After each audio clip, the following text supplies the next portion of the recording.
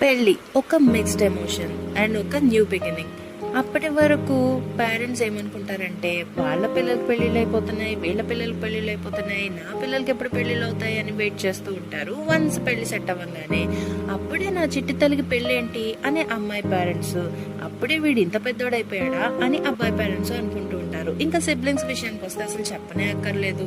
TV remote కోసం, coffee cup కోసం, hair clip కోసం కూడా కొట్టుకుంటూ ఉండేవాళ్ళు. సడన్ గా మెచ్యూరిటీ లెవెల్స్ ఎంతగా పెరిగిపోతాయంటే వాళ్ళకి చాలా ఇష్టమైన వాల్యుబుల్ థింగ్స్ కూడా చెల్లి కోసం అక్క, అక్క కోసం చెల్లి త్యాగాలు చేసేసుకుంటూ ఉంటారు. ఇంకా అబ్బాయి సిబ్లింగ్స్ కూడా ఏం తక్కువ కాదండి. నిన్నటి వరకు పక్క రూమ్లే కదా ఉన్నాడు వీడు, సడన్ గా వీడు పెళ్లి చేసుకుని వెళ్ళిపోతే ఆ రూమ్ ఖాళీ అయిపోతుంది, ఎవరితో గొడవ పడాలి, ఎవరితో సెల్లు కబుర్లు చెప్పుకోవాలి అని ఫీల్ అవుతూ ఉంటారు. అండ్ అన్నయ్యలు కూడా తమ్ముడికి పెళ్ళనగానే సడన్ గా నాన్న అవతారం ఎత్తేసి నువ్వు అలా ఉండు, నువ్వు ఇలా డ్రెస్ చేసుకో అంటూ సలహాలు ఇస్తూ ఉంటారు. ఇంకా అమ్మాయి అబ్బాయి విషయానికి వస్తే వాళ్ళ ఫీలింగ్స్, వాళ్ళ ఎమోషన్స్ వేరే ప్రపంచంలో ఉంటాయి. అబ్బాయి ఏమో అందరినీ వదిలేసి వస్తోంది, ఈ అమ్మాయిని నేను బాగా చూసుకోగలనా లేదా, నా బెస్ట్ ఇవ్వాలి అని అనుకుంటూ ఉంటాడు.